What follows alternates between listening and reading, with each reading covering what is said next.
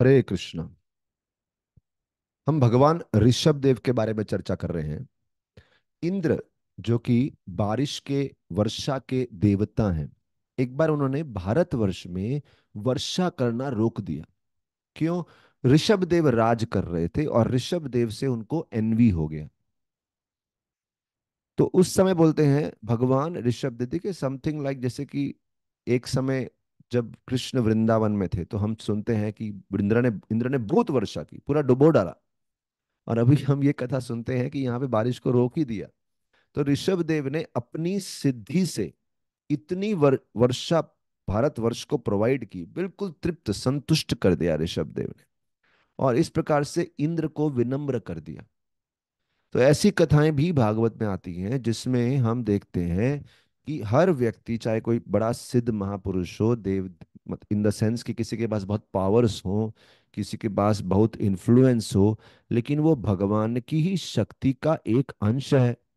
हम देखते हैं ऋषभ देव, कितना शक्ति उनके पास, वो साक्षात भगवान के अवतार हैं। तो उनकी शक्ति है, वो बारिश देते हैं।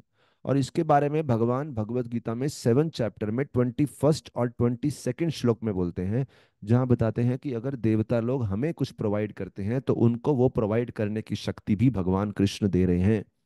तो यहाँ पे देख रहे हैं भगवान की एक अवतार वर्षा दे रहे हैं और बता रहे हैं कि वैसे इंद्र की जरूरत नहीं है उनको, वो इंद्र को सेवा देके रखिए, इंद्र नहीं करेंगे तो कुछ रुक नहीं जाने वाला। और इसी बारे में गीता में दूसरी जगह भगवान बोलते हैं कि हम लोग कभी कभी इतने मूर्ख हो जाते हैं, जब हमारे द्वारा बहुत सारे बड़े बड़े काम हो रहे होते हैं, हम सोचते हैं हम ही करता है, और हम भगवान को धन्यवाद बोलना भूल जाते हैं कि थैंक यू श्री कृष्ण, भगवान को धन्यवाद कि आपने मुझे निमित्त चुना, मुझे इंस्ट्रूमेंट चुना, किसी और के द्वारा भी करवा सकते थे, शक्ति तो सारी आपकी है और आप कभी भी ये शक्ति ले सकते हैं। जैसे अर्जुन ने इतना बड़ा युद्ध में योगदान दिया, कुरुक्षेत्र में कितने लोग को हराया, लेकिन जब कृष्ण पृथ्वी से चले गए थे, अर्जुन अकेले रह गए थे। उस समय अर्जुन को एक मामूली सा युद्ध लड़ना पड़ा, उसमें हार गए। अर्जुन सोच रहे हैं, इतना बड़ा युद्ध में मैं इतना पराक्रम दिखाया और अभी ये मामूली से युद्ध में हार गए, ये कैसे हो गया? तब अर्जुन को समझा, जैसे प्रभुपाद जी लिखते हैं, one should not be proud of the borrowed plumes.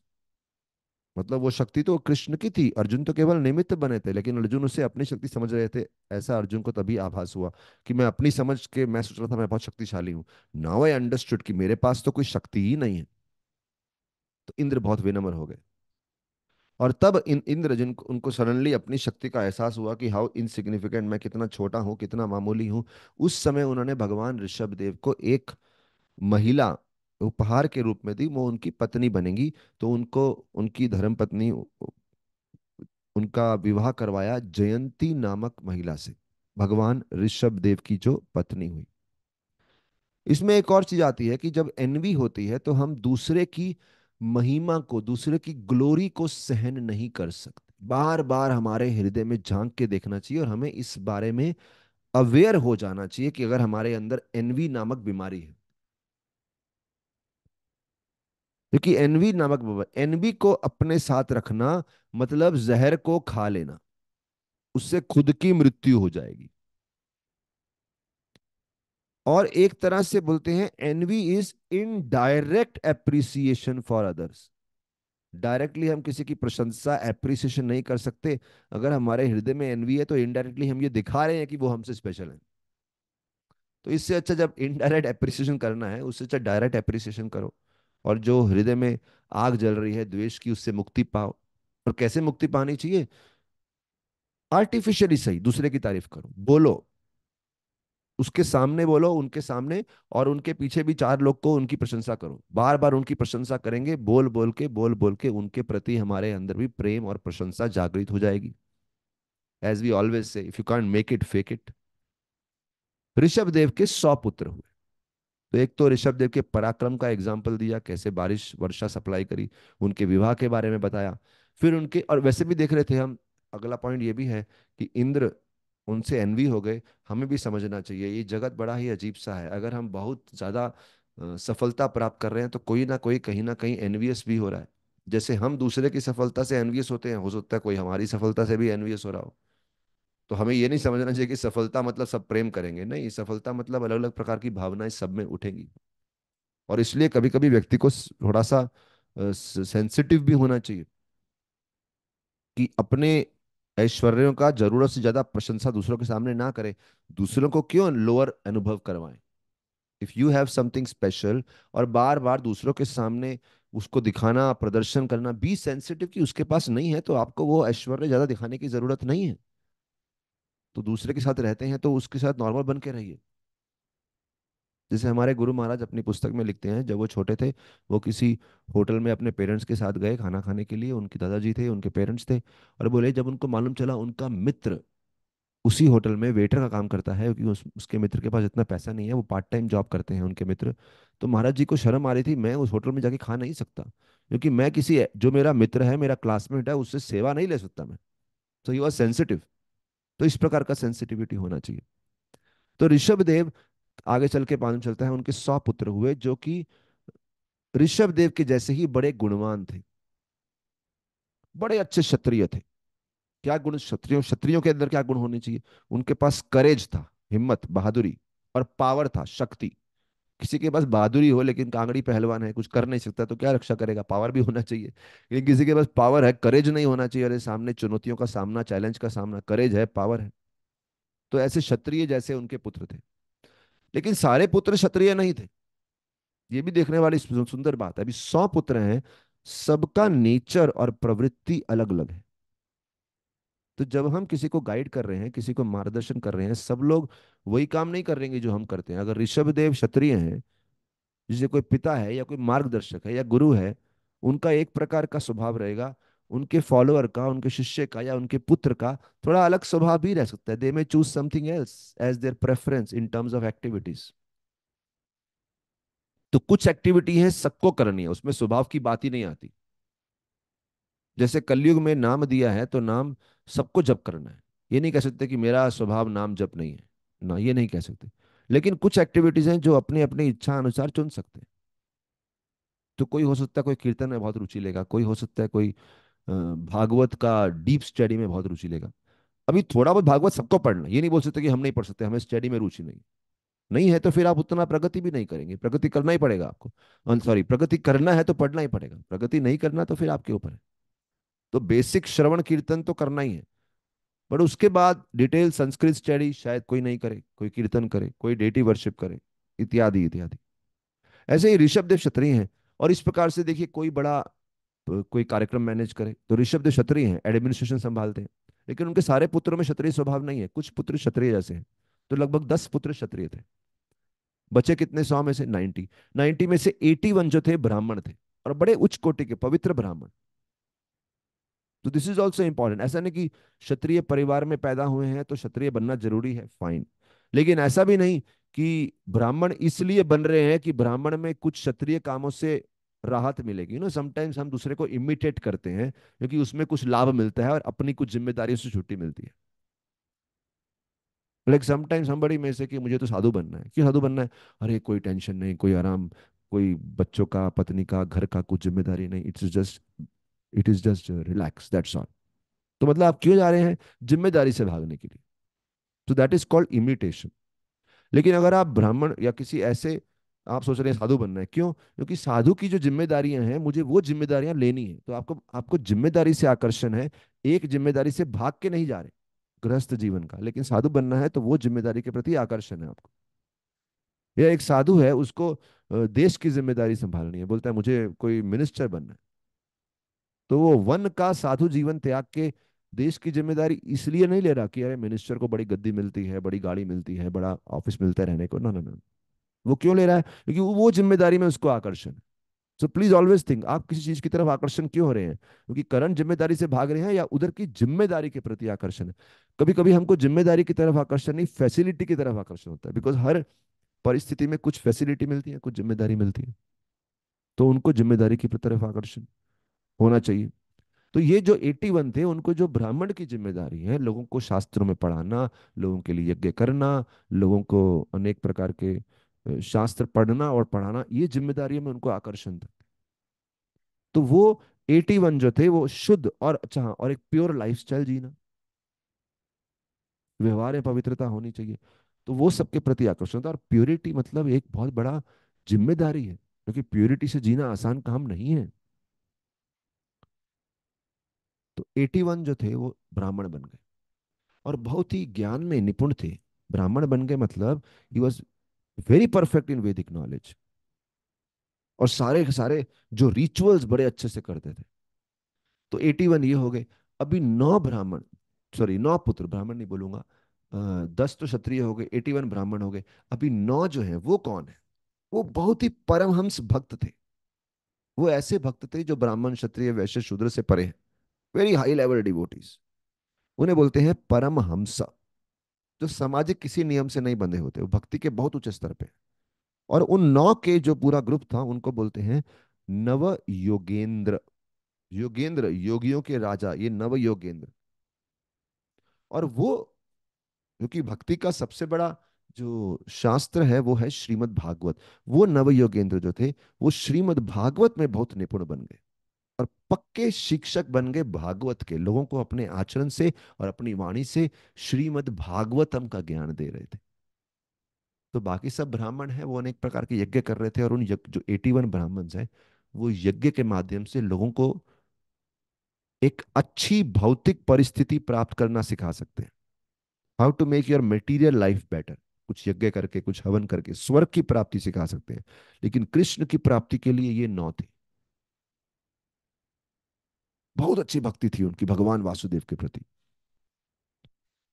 और बोलते हैं वैदिक कल्चर कुछ इस प्रकार का है कि जैसे हम पहले चर्चा कर चुके हैं, लोग ब्राह्मण क्षत्रिय जन्म से नहीं देखे जाते।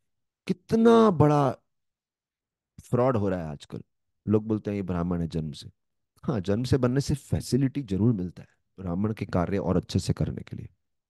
अगर जैसे प्रभुपाद जी बोलते हैं कोई डॉक्टर के परिवार में पैदा हुआ है, उसके पिताजी डॉक्टर हैं, दादाजी डॉक्टर हैं, माताजी डॉक्टर हैं, तो घर में डॉक्टर बनने की फैसिलिटीज ज्यादा रहती हैं। बचपन से ही उस काम के प्रति आकर्षण रहता है, वो संस्कार ज्यादा रहते हैं। बट जरूरी नहीं डॉक्टर के घर में सब डॉक्टर बने। हो सकता है डॉक्टर के घर में जो बच्चा पैदा होता है बाद में लॉयर बन जाए जाके। तो सिमिलरली यहाँ पे क्षत्रिय के घर में पैदा हुए, लेकिन सब अलग प्रवृत्ति से, और ये सब समाज को समझना है। बिकॉज जनरली अगर पापा बड़े अच्छे बिजनेसमैन है तो हो सकता है पुत्र ना कर पाए, this is possible. But then problem in this philosophy is कि अक्सर पुत्रों को जिम्मेदारी कष्ट लेते हुए घबराहट होती है। तो वो ये फिलोसफी का आड़ लेते हैं और बोलते हैं देखो लिखा है ना, जरूरी नहीं हमें पिताजी जैसे करना है। तो वो इसलिए पिताजी से अलग नहीं चल रहे कि उनका प्रवृत्ति अलग है। जनरली मोस्ट लोग इसलिए अलग चलते हैं क्योंकि उनको जिंदगी में संघर्ष नहीं करना है, जिम्मेदारी नहीं लेनी है। They don't want a hard way, they want a very easy way out. ये अलग प्रॉब्लम है। अच्छा, अभी बात आती है कि ऋषभ देव वो कैसे 100 पुत्रों को, जैसे उनकी प्रवृत्ति है, नेचर है, उसके हिसाब से अनकरेज कर पाए। ऋषभ देव कभी सफोकेट नहीं किए सब एक ही तरीके के पुत्र होने चाहिए, no he never said that. Rishabh Dev के अंदर ये गुण कहाँ से आए? सी राइट नाउ हमें ये नहीं देखना है कि हमारे पिताजी या हमारे बड़े कैसे, अभी हमें देखना है कि अगर हम लीडर बन रहे हैं तो हम कैसे, हम क्या लोगों को उनके प्रवृत्ति के अनुसार स्थान दे पाएंगे। तो बोलते हैं ऋषभ देव, क्योंकि वो वेदों में बहुत अच्छे से पठन किया था, और पठन करके अच्छी साधना से जब हम शास्त्र को पढ़ते हैं और साधना के माध्यम से उनको अपने हृदय में उतारते हैं, और साथ ही साथ अपने से वरिष्ठ मैच्योर संतों की सेवा करके हमारे अंदर एक करुणा की भाव आ जाता है, मर्सी का भाव। देखिए अगर हमसे कोई छोटा बोले, हम थोड़ा सा अलग तरीके से करना चाहेंगे। जैसे कोई बोले पिताजी को आपने बड़ा बिजनेस किया तो क्या, हम इस स्टाइल से करना चाहेंगे। तो क्योंकि पुत्र अलग मार्ग ले रहा है तो पिता को थोड़ा मर्सीफुल होना पड़ेगा। ठीक है ओके, आप अलग तरीके से करो। पुत्र गलती करेगा तो मर्सी देनी पड़ेगी, ठीक है चलो माफ करते हैं। उसी प्रकार से कहीं भी किसी छोटे व्यक्ति को मार्गदर्शन करने में आपको उसके डिफरेंट नेचर को एकोमोडेट करना पड़ेगा और मर्सीफुल दिखाना पड़ेगा। तो ऋषभ देव मर्सीफुल भी थे और शास्त्रों में भी पठन किया था, सो ही वॉज मैच्योर। तो इसीलिए वो पुत्रों को अपने अपने अनुसार अपनी अपनी फील्ड चुनने दिए। बट ही मेड श्योर, ऐसा नहीं कि सब अपनी अपनी फील्ड चुन रहे हैं तो उनका चरित्र कैसा भी हो। जैसे मैंने बताया सबको नाम जप तो करना ही है, सबको कथा तो सुननी ही है। What ever field you choose, you can't से कि इसमें मेरी रुचि नहीं है। उस प्रकार से some basic standards Rishabh Dev सबसे एक्सपेक्ट किए। आगे चल के हम पढ़ेंगे उसको।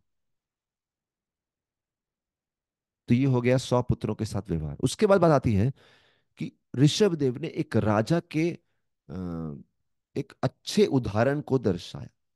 गीता में लिखा है, यद यद आचरति श्रेष्ठा तत्तत एवे तरो जना।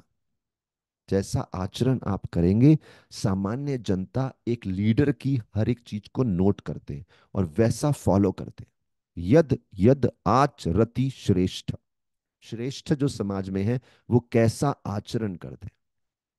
इसलिए हमेशा हम बोलते हैं, बड़े लोग ये नहीं बोल सकते कि बच्चों को संस्कार वाटिका में भेजो। बड़ों को भी एक किसी अपने लेवल की संस्कार वाटिका में जाना पड़ेगा जहाँ बड़ों के संस्कार भी विकसित हो। नहीं तो बच्चों को भेज के क्या फायदा, वो तो कुछ सीखेंगे नहीं क्योंकि वो बड़े तो फॉलो नहीं कर रहे। श्रेष्ठ। और इसी प्रकार से जो युवक हैं वो अपने छोटे बच्चों को बोलते रहे, लेकिन युवक क्या कर रहे हैं, उनको भी सीखना चाहिए।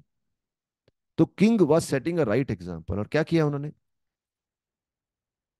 बोले ऋषभ देव अपने आप को हमेशा ब्राह्मणों के मार्गदर्शन में रखते, और ब्राह्मण लोग जैसा जैसा यज्ञ या जो जो प्रकल्प प्रोजेक्ट उनको देते वो उसे पूरा करते। तो वेरी इंटरेस्टिंग, मार्गदर्शन में जो जो प्रोजेक्ट जो जो प्रकल्प दिया जा रहा है उसमें अपना मन लगाते। और इसे बोलते हैं धर्म का पालन करना। एक गृहस्थ का धर्म है सन्यासी के मार्गदर्शन में रहे, क्षत्रिय का धर्म है किसी ब्राह्मण के मार्गदर्शन में रहे। मार्गदर्शन में रहने से, या फिर एक गृहस्थ दूसरे गृहस्थ के मार्गदर्शन में रहे, कहने का मतलब जो हमसे स्पिरिचुअली ज्यादा मैच्योर है उनके मार्गदर्शन में रहे और उनके अनुसार जब अपना कर्म अपनी ड्यूटीज करते रहे, इसे बोलते हैं अपने धर्म का पालन। सो ही स्ट्रिक्टली फॉलोड धर्म। धर्म बेसिकली क्या है, ड्यूटीज, शास्त्रों और गुरुओं द्वारा बताई गई ड्यूटीज, दैट इज धर्म। जैसे शास्त्र हमें बताते हैं कृष्ण की सेवा करो, शास्त्र हमें बताते हैं पिता की सेवा करो, शास्त्र हमें बताते हैं समाज की सेवा करो, देश की सेवा करो। तो ये सब शास्त्रों के अनुसार आता है, और क्योंकि ये सब शास्त्रों के अनुसार आता है, ये सब धर्म के अंतर्गत आता है। So how he set up a good example of a king, by two things, अच्छे सैक्रिफाइसेस यज्ञ किए वेदों के अनुसार। हाँ, बाय थ्री थिंग्स, तो सब यज्ञ किए, दूसरा ब्राह्मणों का मार्गदर्शन लिया, और तीसरा अपना अपना जो धर्म ड्यूटीज था वो अच्छे से पालन किया। धर्म में है राजा धर्म, पति धर्म, पुत्र धर्म, देश धर्म, वो सब फॉलो किया। और क्योंकि वो ये सब अच्छे से कर रहे थे, इसलिए सभी सिटीजन्स अच्छे से सेटिस्फाइड। अभी देखिए, कोई अगर प्रचार कर रहा है, कोई प्रोग्राम अरेंज करता है, तो प्रोग्राम अरेंज करता है उसकी बहुत सारी ड्यूटीज हैं। केवल लेक्चर देना नहीं है, उसको देखना पड़ेगा कि यहाँ पे अगर मैं प्रोग्राम अरेंज कर रहा हूँ तो यहाँ पे लोगों को अगर सब बैठे हैं, पंखा चल रहा है उनके लिए, लाइट बराबर से आ रही है, साउंड आ रही है, अगर प्रसाद है तो लोगों को अपनी जरूरत के हिसाब से प्रसाद मिल रहा है। बहुत सारे ये सब धर्म ही है, सब ड्यूटीज हैं। तो जब सब फॉलो करेंगे तो सामने सब लोग संतुष्ट हो जाएंगे। केवल लेक्चर हो गया, भोजन अच्छे से नहीं हुआ, भोजन अच्छे से हो गया, लेक्चर अच्छे से नहीं हुआ, लेक्चर भोजन हुआ, कीर्तन नहीं हुआ, सब कुछ हो गया, साउंड ही अच्छे से नहीं थी, या फिर गर्मी इतनी थी हॉल में लोग परेशान हो गए, सब कुछ अच्छे होते हुए भी। So overall you have to see how to satisfy. So क्योंकि ऋषभ देव हर तरीके से सब कुछ फॉलो कर रहे थे, इसलिए लोग संतुष्ट थे।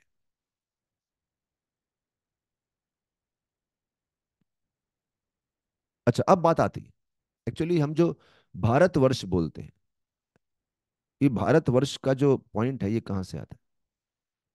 ऋषभ देव के जो 100 पुत्र थे उनमें सबसे बड़े पुत्र थे भरत, भरत। और वो बहुत बहुत महान भक्त थे, तो उनके नाम से एक्चुअली ये भारतवर्ष आया है। उसके पहले इसका नाम था अजनाभ वर्ष। क्यों, क्योंकि अजनाभ वर्ष नाभि महाराज से आया। जो हम देखते हैं नाभि महाराज थे पहले, उसके बाद ऋषभ देव आए उनके पुत्र के रूप में। और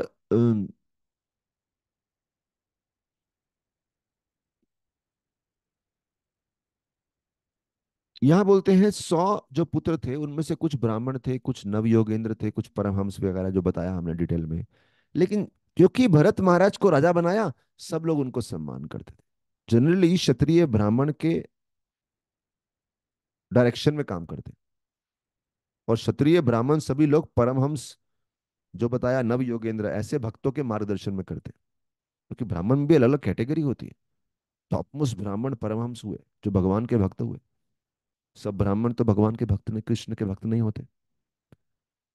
तो जबकि सारे ब्राह्मण क्षत्रियों के ऊपर होते हैं और उनके ऊपर भी परमहंस कृष्ण के भक्त होते हैं, परमहंस। हंस शब्द को समझना जरूरी है। हंस यानी स्वैन। स्वैन का खासियत क्या रहता है हंस का? वो दूध और पानी को अलग कर देते हैं। उसमें भी स्पेशल हंस बोलते हैं, परम हंस। मतलब इस जगत में कितनी भी गंदगी है, उस गंदगी में रहते हुए भी वो ध्यान, जैसे हंस दूध को पानी से अलग कर सकता है, उस गंदगी में रहते हुए भी जो लोग कृष्ण पे पूरी तरह से ध्यान लगा सकते हैं, परम हंस। तो जबकि ये सब क्षत्रियों से ऊपर हैं, और सबसे बड़े पुत्र क्षत्रिय थे, भरत। लेकिन क्योंकि भरत को राजा बनाया, सब लोग बड़े अच्छे से भरत महाराज से कोऑपरेट करते थे। ऐसा नहीं बोलते थे हम तो ब्राह्मण है, तू क्षत्रिय है, हाँ, साइड में हो जा। एक तो बड़ा भाई है और ऊपर से राजा है, so they would always respect the leader. तो ये भाइयों के प्रेम के बारे में भी बताया गया। बोलते हैं एक बार ऋषभ देव पूरे विश्व में टूर लगा रहे थे, तो एक स्थान पे आए ब्रह्मवर्त। और वहां पे बहुत सारे ब्राह्मण बैठे थे, बहुत सारे ऋषि बैठे थे, बहुत सारे सामान्य लोग बैठे थे, कॉमन पीपल। और उन्होंने सबके सामने ऋषभ देव ने अपने सभी पुत्रों को बड़ी अच्छी शिक्षाएं दी। तो अगर पिता ही गुरु का काम करे, बहुत अच्छी बात है। पिता से अच्छा गुरु कौन हो सकता है? डायरेक्ट वो तो बच्चों को बड़ा किए हैं, जानते हैं अच्छे से ऋषभ देव ने। और यहाँ तो पिता भगवान के अवतार हैं, वो भी सोचना चाहिए। तो 100 पुत्रों को बहुत अच्छा ज्ञान दिया। और पिता से सबको ज्ञान लेना चाहिए, कि पिता आपको अच्छे से जानते हैं और वो अनुभवी भी हैं। अगर पिता भक्ति में भी निपुण नहीं है, पिता के पास दो खासियतें, एक तो जीवन का अनुभव है और दूसरा आपको अच्छे से बचपन से बड़ा किया, आपके बारे में जानते हैं। तो उनके अनुभव से भी काफी कुछ सीखा जा सकता है। कभी कभी हम भक्त बनने के बाद इतने घमंड में आ जाते हैं, हम पिता से क्या सीखेंगे, वो क्या सिखाएंगे। अरे बहुत सारी वर्ल्डली चीजें हैं जो हम सीख सकते हैं। अनुभव है इतना, हमको जानते हैं अच्छे से। तो उन्होंने बड़ा अच्छा ज्ञान दिया, बोले पुत्रों को, बोले पहला एक इंपॉर्टेंट पॉइंट बोले, बोले सारे के सारे जो जीव जंतु हैं, वो कुछ ना कुछ सुख की खोज कर रहे हैं। They are looking for enjoyment, they want happiness. लेकिन वो ये नहीं समझते कि इस जगत में टेम्परेरी मटेरियल इंजॉयमेंट, जो क्षणिक भौतिक सुख है, वो मनुष्य जीवन का लक्ष्य नहीं है। उससे वो कभी भी संतुष्ट नहीं हो पाएगा। टेम्परेरी मटेरियल इंजॉयमेंट, इस बात पे तो घंटा लेक्चर दिया जा सकता है। लेकिन सोचने वाली बात है, मटेरियल एंजॉयमेंट कैसा है? टेम्परेरी है। जैसे कोई व्यक्ति सोचता है, अगर कोई पढ़ाई में बहुत रुचि रखता है, बोलता है बस मैं 10वीं में अच्छे मार्क्स ले आऊं, वो सुखी रहेगा। मार्क्स ले लेता है वो 10वीं में, अच्छे मार्क्स आ जाते हैं, सामने एक दूसरा दुख आके खड़ा हो जाता है, अरे बाप रे, अभी तो 12वीं पास करनी है, करियर बनाना है। फिर 12वीं में अच्छे मार्क्स आ जाए और अच्छा कॉलेज मिल जाए, जैसे कॉलेज में प्रवेश करता है, सोचता है बस सुखी हो गया। फिर दिखता है, अरे बाप रे, अभी तो बहुत मुश्किल है, आगे करियर बनाना बहुत लंबा है। तो वो टेम्परेरी सुख होता है कि मेरे चलो 99 मार्क्स आ गए, 100 मार्क्स आ गए, सुख मिल गया। एक दूसरा दुख सामने खड़ा है कि अभी सामने एक और संघर्ष आ गया। संघर्ष खत्म नहीं होते। और जब व्यक्ति 12वीं कर लिया, करियर बना लिया, डिग्री कर लिया, पैसा भी कमाना शुरू हो गया, जब पारिवारिक जिम्मेदारियां सर पे आती हैं, देखो कितने सारे पिता लोग 35-40 साल की उम्र में उनको कुछ डायबिटीज होने लगता है, ब्लड प्रेशर होने लगता है, बिकॉज परिवार की जिम्मेदारियां बहुत स्ट्रेसदायक होती है। तब वो सोचता है 10वीं 12वीं का एग्जाम पास करना तो कुछ भी नहीं था, उसमें क्या कष्ट था। एग्जाम दे क्या, एग्जाम खत्म हो गए, 5-6 महीना एग्जाम चले, उसके बाद क्रिकेट खेलो, खेलते रहो। एक बार पारिवारिक जिम्मेदारियां आ गई, घर को पैसा सप्लाई करना है, बच्चों की डिमांड्स हैं, वाइफ की डिमांड्स हैं, घर के टैक्स भरने हैं, इत्यादि इत्यादि, इतना स्ट्रेस, एवरी डे स्ट्रेस। और वो फिर 30-40 साल, 50 साल, किसी के 60 साल चलता है वो स्ट्रेस। तो मतलब, तो कोई सोचता है कि मैं शादी कर लूंगा, सुखी हो जाऊंगा। शादी के दिन बड़ी खुशी होती है, शादी के बाद 1-2 महीना बड़ी खुशी होती है, नई नई शादी हुई है, उसके बाद जीवन भर का जिम्मेदारी जो सर पे आता है। तो कहने का मतलब, कोई भी हैप्पीनेस टेम्परेरी है। हर हैप्पीनेस खत्म होते ही नेक्स्ट चैलेंज सामने खड़ा है, और वो चैलेंज पिछले चैलेंज से बड़ा है। तो ऋषभ देव बोलते हैं क्या ये कोई सुख है क्या? एक सुख मिलता है, कुछ दिन की सुखी होती है, उसके बाद दूसरा दुख सामने आ जाता है। तो बोले पशुओं के मुकाबले, ये ऋषभ देव बोल रहे हैं, जो basic journey of self discovery course में हम पढ़ते हैं, ऋषभ देव बोलते हैं पशुओं के मुकाबले मनुष्य को केवल क्षणिक सुख, टेम्परेरी हैप्पीनेस के लिए नहीं जीना चाहिए। पशु का क्या है, खाना मिल गया खुश हो गए सो गए, थोड़ा सेक्स लाइफ एंजॉय कर लिया खुश हो गए सो गए। पशुओं का ये चलता रहता है, मनुष्य भी ऐसे ही हो गए। होटल में जाना है, खाना है, थोड़ा सेक्स एंजॉय करना है, और बातें भी क्या है उनकी, food and sex, food and sex, बस यही। और ज्यादा से ज्यादा डिफेंस, रक्षा। घर बनाया, कितना बड़ा घर बनाया, कितना पैसा इकट्ठा कर लिया, देश की रक्षा हो रही है कि नहीं, उसी में घूमते रहते हैं। तो ऋषभदेव बोलते हैं हायर इंटेलिजेंस मनुष्य के पास, उसके द्वारा उसको स्पिरिचुअल नॉलेज एकत्र करना चाहिए और भगवान के नजदीक आना चाहिए। फिर प्रश्न आया कि ये ज्ञान कैसे कर पाएंगे हम लोग इतना हाई, क्योंकि मन ही नहीं करता, हमारा तो मन ही नहीं लगता इतने हायर इंटेलिजेंस में, बार बार बुद्धि वही चली जाती है। Food, sex life, defend, eating, mating, sleeping, defending. अच्छा भोजन मिल जाए, आहार, निद्रा, सो जाओ, मेटिंग, थोड़ा सेक्स लाइफ एंजॉय कर लो, डिफेंडिंग, सुरक्षा के बारे में, घर बना लो, कमरा बना लो, गाड़ी अच्छी हो जाए, अच्छा स्कूटर हो जाए, इत्यादि इत्यादि, एक्टिवा हो जाए, वट एवर बाइक हो जाए, etcetera etcetera, something like that. तो केवल बॉडीली नीड्स के बारे में सोचते रहते हैं। अ, तो ऊंची बुद्धि भागवत में ध्यान ही नहीं लगता। So now if somebody is hearing कथा, आप लोग कथा सुन रहे हैं, लेकिन बाद में आप देखिए, जब पढ़ने बैठते हैं गीता भागवत में ध्यान ही नहीं लगता। तो फिर अगला पॉइंट ऋषभ देव बोलते हैं, तो पहला पॉइंट क्या बोले, इस जगत में सब लोग सुख की खोज कर रहे हैं। दूसरा क्या बोले, इस जगत का कुछ दुख सुख जो है टेम्परेरी है। तीसरा क्या बोले, हम इंसान है, हमें ऊंची बुद्धि भगवान को समझने में लगानी चाहिए। चौथी चीज क्या बोले, कैसे समझेंगे, वो शक्ति कैसे आएगी हमारे पास, जब हम ऐसे एडवांस्ड डिवोटी की संगत में जाएंगे जिनका जीवन भक्ति मार्ग में समर्पित है। और अगला पॉइंट बोलते हैं केवल अच्छी संगत ही नहीं लेनी, कुछ लोग सत्संग में आते हैं फिर भी नहीं सुधरते, क्यों। अगला पॉइंट बोलते हैं, नेक्स्ट पॉइंट, बुरी संगत अवॉइड करनी। क्योंकि अगर आप 4 घंटा हफ्ते में सत्संग सुन रहे हैं, वो तो भी सुनते नहीं है लोग, मुश्किल से 1 घंटा सुनते हैं, चलो 4 घंटा भी सुनते हैं, लेकिन बाकी के 40 घंटा आप बुरे संगत में, इंटरनेट पे अनेक प्रकार के दुष्ट कार्यों में लगे हैं, तो फिर कैसे बुद्धि का विकास हो। ठीक है, अच्छी संगत में आ गए, बुरी संगत छोड़ दी, अब अच्छी संगत में करना क्या है, फिर ऋषभ देव बोलते हैं one has to come and chant and hear. अभी ये बात कितनी बार भागवत में सुनेंगे, बार बार सुनेंगे, क्योंकि बार बार बुद्धि प्रहार होगा तभी फर्क पड़ेगा। जैसे वो एग्जाम्पल देते हैं, कुआं है, कुएं पे पत्थर है, वो पत्थर पे रस्सी घिसती है, रस्सी घिसती है, बाल्टी से पानी निकालते हैं, वो रस्सी का निशान आ जाता है। बार बार सुनेंगे, chanting hearing, chanting hearing, chanting hearing, फिर सोचेंगे हाँ ये मार्ग अपना है। तो वो बोले, जब वो सत्संग में आके, जब वो बार बार भगवान के बारे में सुनता है, श्रवण करता है, कीर्तन करता है, तो उसको भगवान के प्रति प्रेम जागृत होता है। दैट इज द टाइम वो भक्ति में एडवांस करना शुरू करता है, तब तक प्रेम ही नहीं है, इतना भटका रहता है।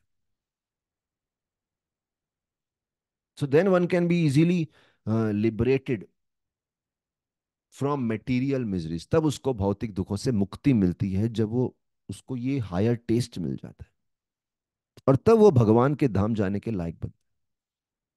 तो ये सब बातें ऋषभदेव अपने पुत्रों को बताते हैं। और फिर ऋषभदेव ये भी बोलते हैं कि जो लीडर्स हैं समाज में, उनकी पूरी जिम्मेदारी है कि करुणा से, कंपैशन से, मर्सी से दूसरों को एजुकेट करें। वो क्या बोलते हैं, दूसरे लोग मासूम है, हमेशा ये नहीं बोलते रहे, हमेशा हमें ये नहीं बोलना चाहिए वो तो बेकार है, बेकार है, भक्ति नहीं करते, बेकार है, बेकार है, मासूम है, अज्ञानता में है। तो दूसरों को मासूम के दृष्टिकोण से देखिए, स्पेशली जो मासूम है। कुछ लोग तो इतने द्वेषी हैं, बेटर कीप डिस्टेंस, एनवियस है, कड़वाहट उगलेंगे।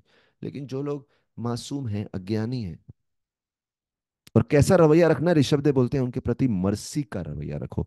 वो गलती भी करेंगे तो उनको क्षमा करो बार बार, बी मर्सीफुल टू देम, उनसे नफरत मत करो। और ये सब बोलने के बाद ऋषभदेव, देखिए हर लीडर को होता है कि उनके जो फॉलोअर्स हैं आपस में कोऑपरेट करें। तो ऋषभदेव बोलते हैं कि आप सब 100 भाई हो, लेकिन सारे 99 ब्रदर्स हमेशा अपने बड़े भाई भरत महाराज को फॉलो करो।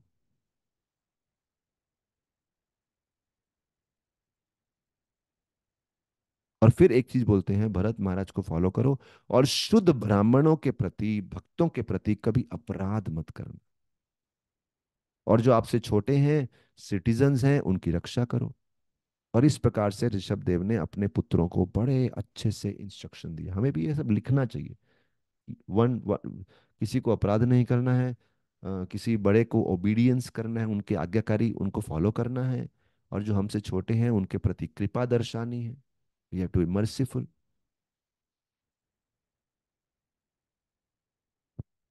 एक्चुअली उनके पुत्र, ऋषभदेव के पुत्र बहुत अच्छे थे, लेकिन फिर भी वो उन पुत्रों को सामने बिठा के जनरल जनता को भी उनके माध्यम से इंस्ट्रक्ट कर रहे हैं। जब ऋषभदेव 100 पुत्रों को दे रहे हैं, ऐसा नहीं कि वो 100 पुत्र बिगड़े हुए थे, उन कान पकड़ के समझा रहे थे, समझ जा। नो, उनको बिठाया, उनके माध्यम से he was teaching general people also. इसलिए बोलते हैं भगवान जब अवतार के रूप में आते हैं तो कई सारे मल्टीपल टास्क करते हैं। और उन्होंने भरत महाराज को राजा बना दिया। भरत महाराज बन गए राजा। और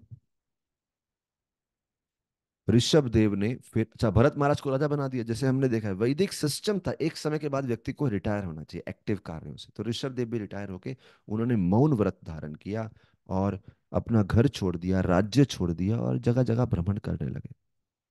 और उन्होंने एक अवधूत का रूप ले लिया। अभी रिटायरमेंट में अलग अलग लोग अलग अलग तरीके से रहेंगे। आजकल जनरली क्या करते हैं, एक समय के बाद आपको प्रचार में लगो, सेवा में लगो, कार्य, अनेक सामाजिक कार्यों में लगो।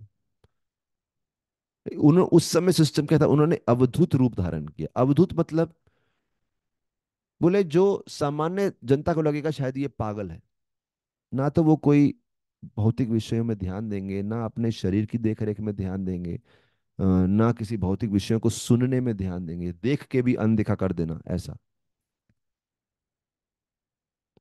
तो बाहर से लगेगा पागल है, लेकिन अंदर से पूर्ण रूप से भगवत चेतना में डूबे हुए, स्पिरिचुअल कॉन्शियसनेस। एग्जाम्पल देते हैं, जैसे एक हीरा है, बाहर से बहुत मिट्टी लगी है तो आप देख ही नहीं पा रहे चमक उसकी। वो मिट्टी झाड़ोगे तो अरे ये चमकता हुआ हीरा है। और इसीलिए कि उनको लोगों ने पागल समझा, मूर्ख समझा। मूर्ख लोग, जनरली जो मूर्ख होता है वो दूसरे को पहचान ही नहीं पाता, है ना। So if somebody doesn't value you and you have something special, इसका मतलब ये नहीं कि आप मूर्ख हैं, वो दूसरा ही मूर्ख है, वो आपको समझ ही नहीं पा रहा। तो फुलिश पीपल, वो उनको बार बार ललकारते या फिर पत्थर फेंकते, उनके ऊपर मिट्टी उठा के फेंकते, कंकर फेंकते कि पागल है, हट यहाँ से हट। सोचो इतने बड़े राजा भरत महाराज, जिनके नाम भारतवर्ष है, उनके पिताजी, एक समय पे इतना प्रभाव रहा है, लोग इतना प्रेम करते थे, जब वो भ्रमण कर रहे हैं लोग भूल ही गए उनको। और वो घूम रहे हैं ऐसे और कोई उनको सम्मान नहीं कर रहा, और he is not feeling hurt. मालूम है मैं कौन हूँ, राजा हूँ। उन्होंने ये सब इंटरेस्ट छोड़ दिए। लोग उनको देखे ना देखें, कोई उनको नोट करे ना करे। और बोले उनकी परिस्थिति ऐसी हो गई थी जैसे एक हाथी है और हाथी के आसपास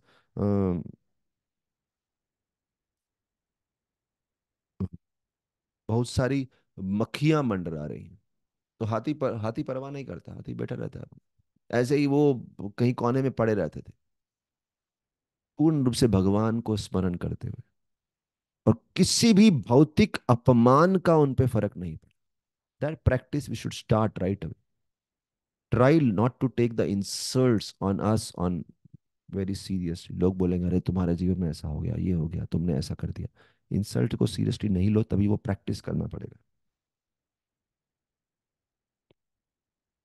और बोलते हैं इतने सुंदर दिखते थे कि उनका दिव्यत्व, चमक तो थी जैसे हीरे की चमक होती है। और बोलते हैं ऋषभ देव के पास कहीं सारी सिद्धियां थी। सिद्धि थी, इतनी तपस्या, इतनी साधना, इतनी प्योरिटी, जैसे मैंने पहले बताया, भागवत में लिखा है हम लोग इतनी बारिश वो ले आए इंद्र के समान। मतलब सिद्धियां बहुत थी, लेकिन वो सिद्धियों को, शक्तियों को दर्शाते नहीं थे। देखिए कोई अगर थोड़ा करताल मृदंग सीख ले, उसमें कला सीख ले, तो वो बोलता है चार लोग देखें, देखो कैसे बजा रहा है स्टाइल करके। Possible no. तो एनीथिंग यू हैव एक्स्ट्रा कला है, आप कला को दिखाना चाहते हैं। If somebody is a very good speaker, वो स्पीकर करके लोगों को इंप्रेस करने का उसके अंदर रहेगा कि I want to impress them. कोई बड़ा योगी है, उसका बॉडी को अलग तरीके से फोल्ड करके flexible, he wants to demonstrate to others. वो बड़ा रील बनाएगा, दिखाएगा। Of course I am not saying सब लोग जो ये कलाएं दिखाते हैं दूसरों को दिखाने के लिए करते हैं। People do for genuine things also, but possibility कि वो दिखाना चाहेगा। ऋषभ देव ने कभी पब्लिक का अटेंशन प्राप्त करने की इच्छा नहीं रखी, बल्कि उन्होंने इन सिद्धियों को निग्लेक्ट किया। बोले ज्यादा सिद्धियों को दिखाएंगे तो लोग ताली बजाएंगे, और ये ताली के खेल में हम लोगों को प्रसन्न करने में फंस जाएंगे और अपनी ओरिजिनल भक्ति से डिस्ट्रैक्ट हो जाएंगे। इसलिए कभी कभी ये भी होता है कि देखो, लोग बोलते हैं प्रभु जी इस टॉपिक पे बोलिए, उस टॉपिक पे बोलिए, और लोगों को खुश करने के लिए हम ऐसे कुछ लोअर टॉपिक्स लेते रहते हैं जिसमें प्योरिटी चली जाती है, and then we are just distracted pure path से। है ना, लोगों को खुश करने के लिए ठीक है, एक बार खुश किया, दो बार खुश किया, तीन बार खुश किया, जिंदगी भर लोगों को खुश करने के लिए बोलते रहो ताकि लोग ताली बजाएं, लोग हंसें, लोग करें, पर क्या लेक्चर था, क्या लेक्चर था। लेकिन आपको शुद्ध चीज पे ध्यान लगाना है, भक्ति पे, वो लगा ही नहीं पाते हो कि लोग उसके लिए रेडी नहीं। So then sometimes you get fed up, छोड़ो भाई, इनको क्यों प्रसन्न करना है, खुद की भक्ति पे ध्यान दो ना। इसलिए एक प्रचारक थे, वो बोल रहे थे अभी मेरा इतना उम्र हो गया, मैं दुनिया की प्रसन्नता के लिए छोड़ दिया, अब मैं लेक्चर देता हूँ, किसी को समझ आए या ना आए, मेरे को संतुष्टि, मेरे हृदय को संतुष्टि, भगवान संतुष्ट होने चाहिए। तो उन्होंने भी, ऋषभ देव ने छोड़ दिया, बोले लोगों को इंप्रेस करने में बहुत जीवन चला गया। तो एक तो अपना खुद का स्पिरिचुअल जर्नी है, तो उसके लिए दुनिया की परवाह नहीं की, और दूसरा, वो लोगों को दिखाना भी चाहते थे कि भौतिक जगत कोई रहने लायक स्थान नहीं है। Do not go in this life of impressing others, impress impress impress. और पूरा पृथ्वी भ्रमण करते हुए वो कर्नाटक नामक साउथ इंडिया में जो जगह है, स्टेट है, वहां पे आ गए। और वहां पे उन्होंने अपना जो जगत का लीला था वो समाप्त किया, और एक वन में आग लगी थी, उस अग्नि में प्रवेश कर गए। और बोलते हैं कि ऋषभ देव ने वहां पे अपनी लीला समाप्त करी, उस अग्नि में जितने वृक्ष थे, जितने पशु थे, उन सबको भी मोक्ष मिला।